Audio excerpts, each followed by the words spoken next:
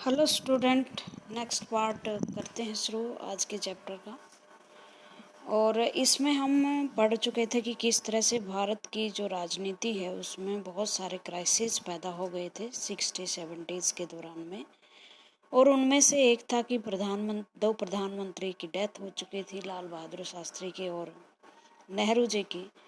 Food grain के लिए हम सफिशिएंट हमारे पास स्टॉक नहीं था, दूसरों से मंगवाना पड़ रहा था।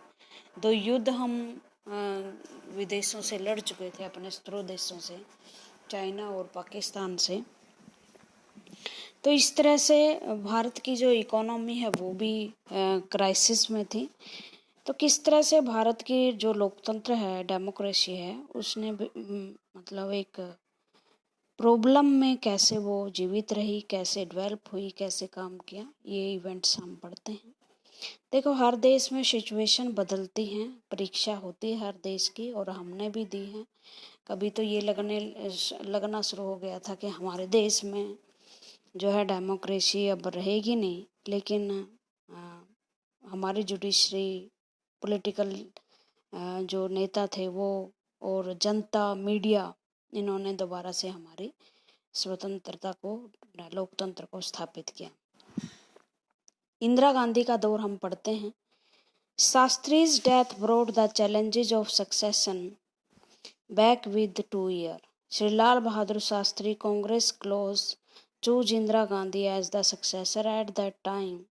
She was young and daughter of Nehru, one of the most able leader of India. Congress president proposed the name of Indira Gandhi, which was endorsed by nearly all the Congress chief minister. Though Morarji Desai was more able and experienced than Indira Gandhi and should have been the natural choice, Kamraj and other congressmen had their inhabitations about Desai, and there Indira Gandhi was chosen as the natural successor. ये सारी चीज़ें मैं आपको बता चुकी हूँ कि किस तरह से शास्त्री जी की डेथ के बाद कांग्रेस में प्रधानमंत्री का मुद्दा उठा, तो मोस्ट एबल पर्सन जो थे मोरारजी देसाई, उनको के कामराज और दूसरे जो लीडर थे, जिसे सिंडिकेट कहा गया था, जो किंग मेकर थे, उनको ये पसंद नहीं थे और उनको लगता था कि इनको इस तरह के एटीट्यूड के आदमी को काबू करना मुश्किल है। तो इंदिरा गांधी को उनको लगा कि नेहरू जी की बेटी है और एक सही सक्सेसर है, नेचुरल सक्सेसर है नेहरू जी की, इसलिए उन्होंने इंदिरा गांधी को चुना। Morarji Desai nevertheless contested the election of parliamentary party leader against Indira Gandhi. However, Indira Gandhi, with the backing of the veteran Congress, won the contest by 355 votes to 169. मतलब कांग्रेस के पास उस time 355 MP थे। उन MPs ने अपना leader चुनना था। जैसे ही प्रधानमंत्री की मृत्यु होती है ना हमारे देश में, सरकार भंग हो जाती है और जो नया लीडर है वो पूरा जो मंत्रिमंडल है वो दोबारा से बनाता है। मिनिस्टर्स, प्राइम मिनिस्टर सब अलग अलग फिर बनते हैं और शपथ लेते हैं। तो इस तरह से इंदिरा गांधी जब उनके इलेक्शन हुए पार्टी के बीच में ही 355 में से 359 वोट जीत गए। और इसको कितने चाहिए थे? 355 प्लस 50% प्लस हाफ, 7 और 178। तो 50% तो नहीं मिला ना इसको, 50% प्लस हाफ चाहिए था ना। जो भी है, पीसफुल ट्रांसफ़र हो गया सत्ता का। एक प्राइम मिनिस्टर जब डेथ हो गई तो पार्टी में कोई कॉन्फ्लिक्ट पैदा नहीं हुए, और नेहरू जी के डेथ के बाद इस तरह से इंदिरा गांधी और लाल बहादुर शास्त्री प्रधानमंत्री बने। अब क्या था, 1967 में इलेक्शन होने थे, ठीक है। और इलेक्शन में आपको पता है कांग्रेस पार्टी में कोई एक बड़ा झटका मिल चुका था, और इंदिरा गांधी अभी नई थी, जनता पे कोई ज़्यादा पकड़ नहीं थी। लेकिन उस टाइम हमारा देश बहुत सारी समस्याओं से जूझ रहा था और इस पैराग्राफ में आप वो समस्याएं पढ़ोगे कि इंदिरा गांधी ने किन मुश्किल की घड़ी में शासन संभाला था। देखो, इतिहास बीत जाते हैं और लोग इवैल्यूएशन करते हैं लीडर्स का, और हमारे देश के लीडर्स का भी होता है, जाहिर सी बात थी। तो कई बार हम क्या है, पार्टी पॉलिटिक्स के आधार पर किसी भी लीडर का क्या करना शुरू कर देते हैं, उसकी आलोचना या उसके काम की इवैल्यूएशन, विश्लेषण करना शुरू कर देते हैं, और हमें उनमें क्या खोट ही खोट नज़र आता है या गुण ही गुण दिखाई देते हैं। लेकिन कोई भी जो लीडर जब भी प्रधानमंत्री बनता है, वो देश की सिचुएशन के अनुसार काम करता है, अपना स्वार्थ कहीं पीछे रह जाता है, और आसपास की जो टीम है वो काम करती है उसकी, जिस तरह का नज़रिया उस टीम का होता है या प्रधानमंत्री का होता है, उस देश की पॉलिसियाँ ऐसी बनती। तो इंदिरा गांधी की कुछ बातों को, कुछ पीरियड्स को अगर हम छोड़ दें या उसको भी हम मान लें कि सिचुएशन को वो सही हैंडल नहीं कर पाई, तो इंदिरा गांधी ने देश को मुश्किलों से भी निकाला है। तो हम किसी भी तरीके का ये विश्लेषण करते ध्यान रखें, पॉलिटिकल साइंस के स्टूडेंट होने के नाते, कि हमारा जो विश्लेषण है किसी भी नेता के प्रति, वो बायस नहीं होना चाहिए। बायस का मतलब, अगर आप इंदिरा गांधी को पसंद करते हैं तो एक्सट्रीम उसके भजन गाना शुरू कर दोगे, और अगर आप बीजेपी वगैरह के रंग में रंगे हुए हैं तो वो उसमें क्या है, उसमें दोष ही दोष निकालेंगे, जबकि ऐसा नहीं होता। हर जितने भी लीडर हमारे देश में आए हैं, खासकर प्रधानमंत्री, वो बहुत अच्छा काम करके गए हैं। एक न्यूली देश को संभालना, इतनी बड़ी पॉपुलेशन के लिए काम करना, एजुकेशन के लिए काम करना, डेवलपमेंट के लिए काम करना बड़ा मुश्किल होता है। देखो इंदिरा गांधी के टाइम क्या है, हम परमाणु परीक्षणों के करीब थे। हमारी जो संस्था है इसरो, जो मिसाइल्स वगैरह या सैटेलाइट बनाती है, इसके लिए काम करना था। साइंस एंड टेक्नोलॉजी में हमें काम करना था, विदेशों से हमें संधियां स्थापित करनी थी। तो इस तरह से क्या है, इस तरह से चैलेंजेस बहुत थे। इकोनॉमिक सिचुएशन हमें ऊपर उठानी थी। समाजवादी पैटर्न के कारण हमारे जो उद्योग धंधे वो ठप पड़े हुए थे। हम फूड ग्रेन के मामले में अभी तक दूसरे देशों के पर निर्भर थे, लेकिन इसके बावजूद भी जो है इंदिरा गांधी ने मतलब वो कोशिशें की, वो प्रयास किए, और शायद दिन रात लग गए होंगे उनके कि उन्होंने देश को मुश्किलों से निकाला। लेकिन वो ऐसा करते करते अगर हार्ड डिसीजन लेना शुरू कर दिया तो शायद वहाँ कुछ गड़बड़ हो गई या डेमोक्रेसी को थोड़ी सी हानि भी पहुंची हमारे देश में। तो आप देखोगे कि कितनी प्रॉब्लम आती है। The year leading up to fourth general election, अब फोर्थ जनरल इलेक्शन आ गया 1967 का, और अब तक क्या है, जो जनता है उसका थोड़ा सा विश्वास डोलने लगा था कांग्रेस पार्टी का, क्योंकि नेहरू जैसे बड़े कद के व्यक्ति कोई रहे ही नहीं थे। और एक बड़ा कारण मैं बताऊं, कांग्रेस पर खासकर साउथ के लोगों का ज़्यादा डोमिनेशन था, तो उत्तर भारत के लोग वैसे भी इनको नहीं समझ पा रहे थे। तो इस तरह से two prime minister died in quick succession. The new prime minister Indira Gandhi was seen as the novice in the office for less than a year. एक ही साल मुश्किल से हुआ था उसको, क्योंकि हमारे यहाँ मई वगैरह में इलेक्शन हो जाते हैं। जनवरी में शास्त्री जी की डेथ हुई थी। तो the country was in a grave situation, बहुत ग्रेव मतलब बहुत गलत बुरी स्थितियों में था देश। The country faced serious economic crisis due to successive failure of monsoon. उस टाइम आज की तरह संसाधन इतने विकसित नहीं थे। अगर मानसून फेल हो जाता तो कृषि भी फेल हो जाती थी। वाइड स्प्रेड ड्राउट्स, सूखा फैला हुआ था। डिक्लाइन इन एग्रीकल्चर प्रोडक्शन, जो हमारी खेती की प्रोडक्शन थी वो बहुत ज़्यादा कम हो गई थी। Decline of food shortage, depletion of foreign exchange reserve, हमारे पास विदेशी मुद्रा के भंडार नहीं थे। अब आप ये सोचोगे ये क्या नई बला है भाई, जैसे डॉलर, यूरो, पौंड, ये क्या होती हैं, ये विश्व की महान महान मतलब में ये सब, महान का मतलब ये नहीं है कि कोई बड़ी विजेता है, ये मतलब ये ऐसी करेंसियां हैं जिनमें व्यापार होते हैं विश्व के, जैसे यूरो है सबसे महंगी मानी जाती है, उसके बाद डॉलर, पौंड। हमारे पास इनके भंडार बहुत कम थे। ये कहाँ से आता है? जब आपका फॉरेन एक्सचेंज बहुत ज़्यादा हो। फॉरेन एक्सचेंज का मतलब आप बहुत ज़्यादा दूसरे देशों में वस्तुएं भेजते हो, या आपकी एक बड़ा तबका पॉपुलेशन का विदेशों से कमा कर यहाँ भेज रहा हो, तभी तो फॉरेन रिजर्व इकट्ठा होता है। और फॉरेन रिजर्व आपको क्यों चाहिए? फॉरेन रिजर्व के रूप में करेंसी क्यों चाहिए डॉलर और यूरो के रूप में? क्योंकि आपको बहुत सारी चीज़ें, ऑयल वगैरह, फ्यूल वगैरह खरीदना भी तो होता है। इवन उस टाइम तक तो हम अनाज भी खरीद रहे थे। तो फॉरेन एक्सचेंज कम था, ड्रॉप इन इंडस्ट्रियल प्रोडक्शन, और हमारी औद्योगिक प्रोडक्शन बहुत कम हो गई थी, एक्सपोर्ट कम हो गया था।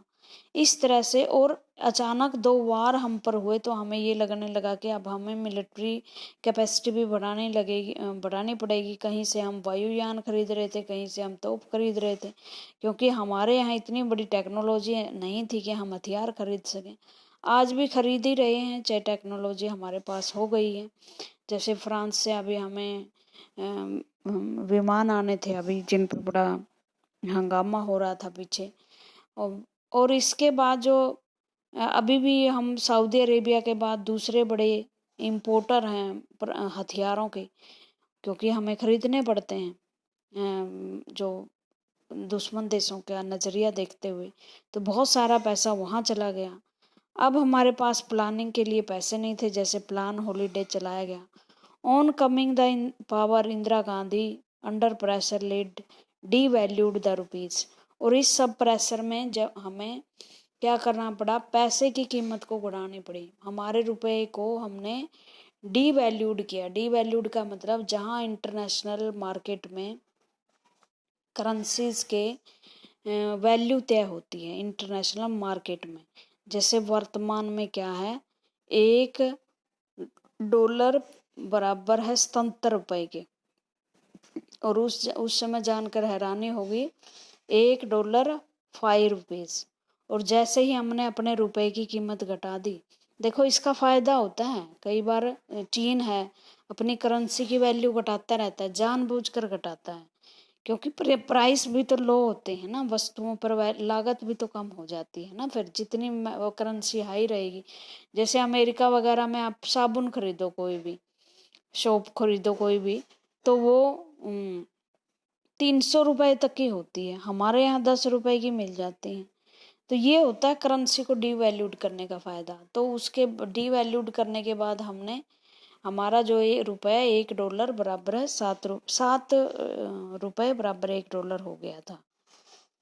Devaluation, however it cost more than ₹7। पहले 5 था, अब 7 हो गया। अब क्या हो गया, अब हमने इलेक्शन लड़ना था। The economic situation of the price rise, और इस वजह से वस्तुओं के दाम बढ़ गए। People all over the country protested against the inflammation वस्तुओं के दाम बढ़ना, राजस्व घाटा कम ज़्यादा होना और वस्तुओं के दाम बढ़ जाना, तो लोग प्रोटेस्ट कर रहे थे। फूड स्केरसिटी थी, मतलब फूड मिल नहीं रहा था। ग्रोइंग अनएम्प्लॉयमेंट, बेरोजगारी बढ़ रही थी। एंड वर्सनिंग इकोनॉमिक कंडीशन, और आर्थिक हालात बद से बदतर हो रहे थे। बंद और हड़ताल हो रही थी। जो दूसरी पार्टियां थी, ओपोजिशन पार्टियां, वो जो कांग्रेस पार्टी, उसके विरुद्ध लामबंद हो रही थी, उसका प्रोटेस्ट कर रही थी। और उन्होंने एक मूवमेंट चलाया, सीपीएम और सीपीआई ने मिलकर। सीपीआई-एम का मतलब होता है मार्क्सवादी, और सीपीआई का मतलब होता है मार्क्सवादी लेनिनवादी। ये दोनों पार्टियां 1964 में, आपको पता किस मुद्दे पर अलग हुई थी, ये कहानी मैं आपको बता चुकी हूँ पहले। Communist and socialist party launched movement for greater unity, and this place witness worst Hindu Muslim riots. और इसी टाइम हिंदू मुस्लिम दंगे भी भारत में बहुत ज़्यादा हुए। एक नारा आया बीच में, नॉन कांग्रेसिज्म। जब ये लगा कि ओपोजिशन पार्टियों को कि कांग्रेस का अंदर की फूट बहुत ज़्यादा है, क्योंकि इंदिरा गांधी जो है वो प्रोग्रेसिव थी विचारों की, वो नए नए जो प्रोग्राम है वो लॉन्च करना चाहते थे जनता के लिए। जैसे समाजवादी नज़रिया अपनाकर जनता का कल्याण करना चाहती थी, हाउसिंग फैसिलिटीज़ वगैरह देना चाहती थी, और वो सब कुछ कानून जो पहले के बने हुए उनको बदलना चाहती थी। ऐसे में जो कांग्रेस का एक गुट था जो कंजर्वेटिव था, कंजर्वेटिव का मतलब जो बदलाव नहीं चाहता था, रूढ़िवादी थे, जैसे वो निजरंगप्पा, जिसे किंग मेकर कहते थे, इवन राम मनोहर लोहिया भी। तो उन्होंने क्या, कांग्रेस इंदिरा गांधी का विरोध करना शुरू कर दिया, उसकी नीतियों को सपोर्ट नहीं मिल रहा था। तो जो दूसरी पार्टी हैं उनको भी लगा कि कांग्रेस में ही खुद फूट है, तो जो कांग्रेस हम विपक्ष की फूट के कारण शासन कर रही है, तो ये ओपोजिशन पार्टियां इकट्ठी मिलकर आई, उन्होंने एक संयुक्त मोर्चा भी बनाया, और राम मनोहर लोहिया ने एक नारा दिया, नॉन कांग्रेसिज्म, कि एक ऐसा शासन जो कांग्रेस से मुक्त हो, और हम एक ऐसा एक सभी दल मिलकर एक ऐसी सरकार चलाएं जिसमें नॉन कांग्रेसिज्म, जहां कांग्रेस का शासन ना हो। This situation could not remain in the isolation from party politics in the country. Opposition parties come into limelight. They organized public protest and pressurized the government. Parties, Congress party opposed to Congress realized that the division in the votes kept Congress in the power. अब उनको ये realise हो गया था कि हमारे वोटों के बंटवारे के कारण कांग्रेस पार्टी सत्ता में रही है, लेकिन ऐसी बात नहीं थी। Thus parties were different ideologies, जो भिन्न भिन्न विचारधारा की पार्टियां थी, डेस्परेट प्रोग्राम, और जिनकी प्रोग्राम्स अलग थे, वो एक दूसरे के विरुद्ध एक साथ इकट्ठे हुए एंटी कांग्रेसिज्म के रूप में। एंटी कांग्रेस फ्रंट बना लिया उन्होंने, कांग्रेस के विरुद्ध मोर्चा। The opposition felt that the experience of Indira Gandhi, in experience of Gandhi, कि इंदिरा गांधी तो अनुभवी है नहीं, इनएक्सपीरियंस्ड है, और जो कांग्रेस के बड़े बड़े वेटरन पॉलिटिक्स हैं, नेता हैं, वो आपस में लड़ रहे हैं, कांग्रेस में फूट है। Socialist leader Ram Manohar Lohia give his strategy the name of non Congressism, एक नारा दिया उन्होंने। He even produce describe and theoretical argument it is favour Congress rule was describe, और उन्होंने कहा कि जो कांग्रेस का शासन है वो अनडेमोक्रेटेड है और इसको हटाया जाना चाहिए, और हटाने के लिए जो दूसरी पार्टियां उनको मिलकर इकट्ठे चुनाव लड़ना चाहिए। अब नॉन कांग्रेसिज्म का क्या असर पड़ा 67 के? देखो, इलेक्शन में किसी एक फैक्टर का असर नहीं पड़ता, इलेक्शन में बहुत सारे फैक्टर इकट्ठे होते हैं, जैसे डेवलपमेंट का था मुद्दा। अब जो दूसरे गरीब लोग थे जिनको फूड इन्फ्लेमेशन से वस्तु महंगी हो रही थी, उसे नॉन कांग्रेसिज्म से कोई मतलब नहीं था, और जो नॉन कांग्रेसिज्म के हिमायती थे उनको फूड से कोई मतलब नहीं था। ठीक है, तो इस तरह से जब चुनाव होते हैं तो भिन्न भिन्न फैक्टर काम करते हैं। तो 67 का इलेक्शन भी इसी तरह हुआ, और इस इलेक्शन में जो सीटें मिलती थी 70 से 75% वो नहीं मिली। 520 सीटों पर इलेक्शन हुआ, 283 सीट मिली, 54% थी सिर्फ सीटें, जो पहले कभी 70-75 के आसपास होती थी। और दूसरी पार्टियां थी, जैसे स्वतंत्र पार्टी, के सबसे बड़ी पार्टी के रूप में उभरी 44 सीटों के साथ। बीजेएस, भारतीय जनसंघ, जो वर्तमान में आपकी बीजेपी पार्टी, इसको 35 सीटें मिली।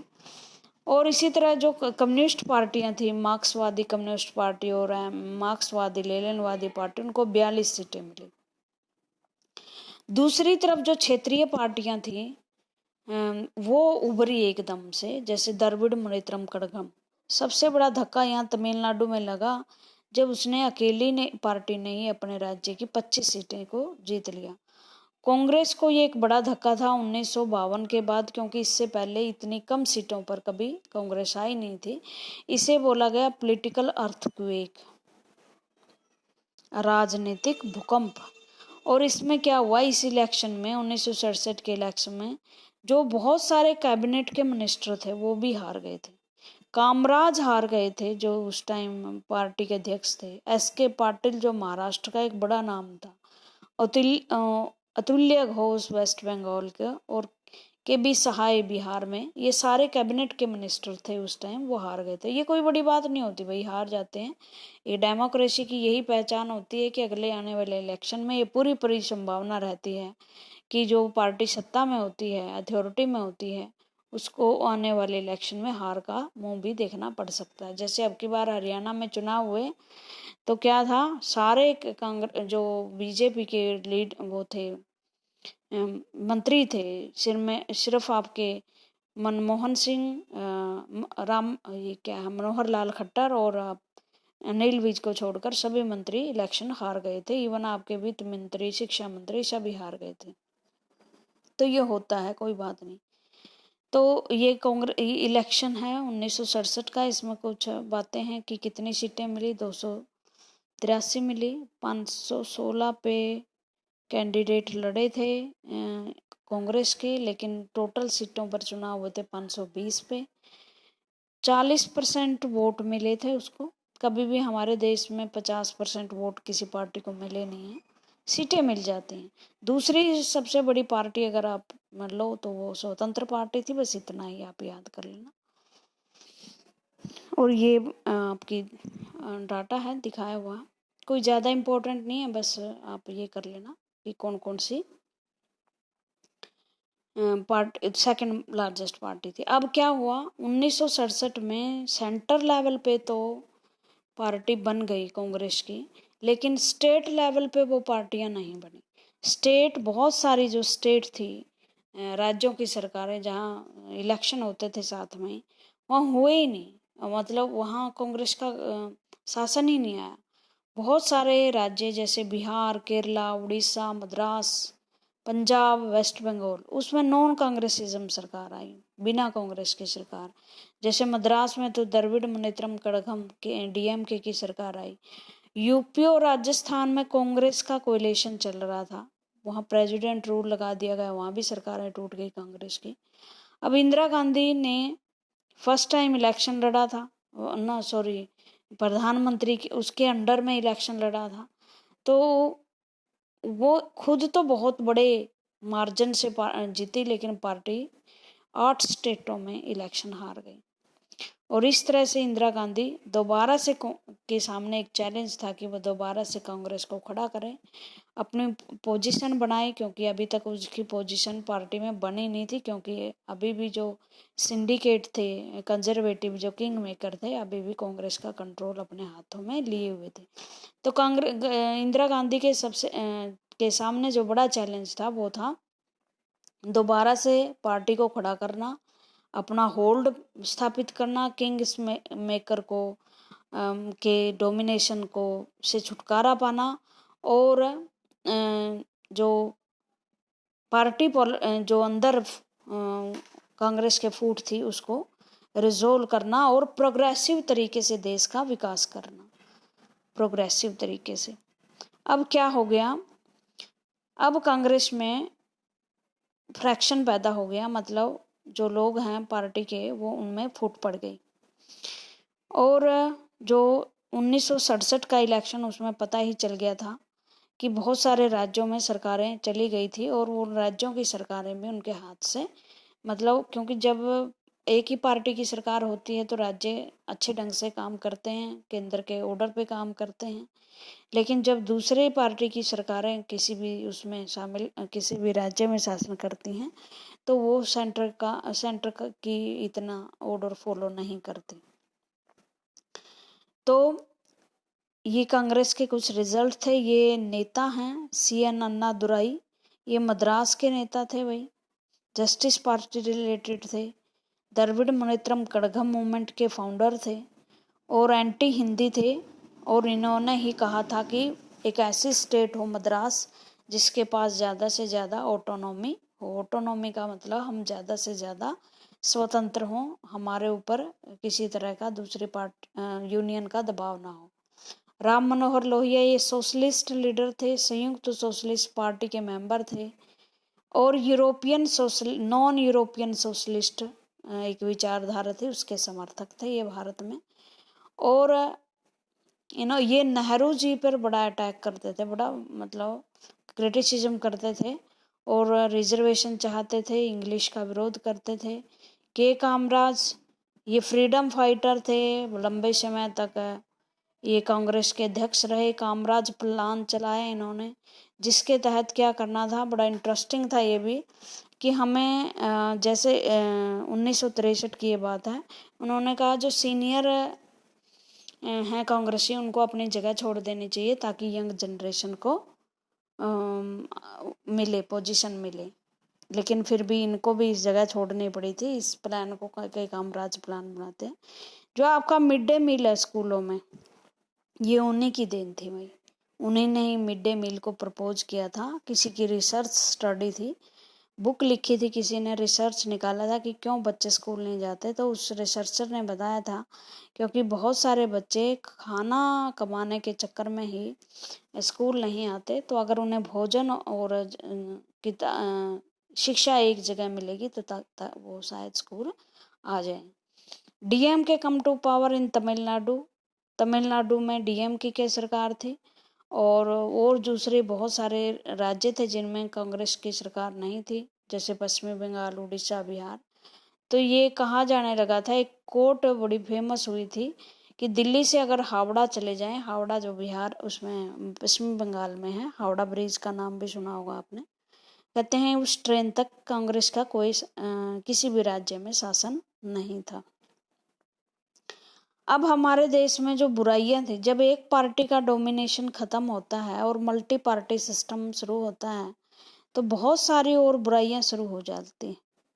क्यों? क्योंकि इसमें क्या होता है, सरकार जोड़ तोड़ से बनना शुरू हो जाती है। सरकार बनाने के लिए लोग जोड़ तोड़ का सहारा लेते हैं। जब जनता किसी भी दल को बहुमत नहीं देती, जनता खुद कंफ्यूज हो जाती है, तो नेता तो कंफ्यूज होंगे ही ना। तो बहुत सारे राज्यों में जहां स्पष्ट बहुमत नहीं मिला था, कांग्रेस ने और दूसरी जो पार्टियां थी उन्होंने जोड़ तोड़ लगाने शुरू कर दिए, कोalition बनाने शुरू कर दिए, गठबंधन शुरू कर दिए और जिससे सरकारें बनी थी। जैसे आजकल महाराष्ट्र में बनी हुई थी, आपके हरियाणा में भी गठबंधन की सरकार है, जेजेपी की 10 सीटें के साथ जो है वो बीजेपी शासन कर रही है। इसी तरह से महाराष्ट्र में जो है कांग्रेस और जो ये शिवसेना, उसका गठबंधन चल रहा है। तो इस तरह से गठबंधन की सरकारें जो है वो शुरू हो गई जैसे ही कांग्रेस का डोमिनेशन खत्म हुआ। In 1967 election, government gave birth to the concept of coalition. Coalition का मतलब ये है टेक्निकली, अगर किसी भी दल को विधानसभा या पार्लियामेंट में, लोकसभा में बहुत मत नहीं मिलता, मेजोरिटी नहीं मिलती, तो जो एक या दो दल मिलकर सरकार बनाते हैं उन्हें गठबंधन की सरकार कहते हैं। As no one party could gain majority, several non-Congress party come together to form a joint legislature form known as संयुक्त विधायक दल in Hindi. It support non-Congress government. Thus, this coalition were known as SVD governments. संयुक्त विधायक दल के रूप में non Congressism सरकारें आई और उन्होंने क्या करना शुरू कर दिया, एक एंटी कांग्रेस मोर्चे बनाए और जहां पर सरकार बनने की संभावना थी उन्होंने कोएलिशन से सरकारें बनाई, लेकिन बाद में वो टूटी भी बहुत जल्दी जल्दी। इस तरह से कुछ फ्रंट बने थे जैसे SSP, BSP along with CPI, ये और left and BJC right in Punjab, ये तो बिहार में बनी थी। पंजाब में पॉपुलर यूनाइटेड फ्रंट की गवर्नमेंट बनी थी, 2 Akali group, Sant and masters, और इसी तरह बीजेएस और रिपब्लिकन पार्टी आदि के रूप में ये गवर्नमेंट आई थी। कल हम डिफेक्शन के बारे में बड़े डिटेल से पढ़ेंगे। आज के लिए इतना ही। Thank you very much.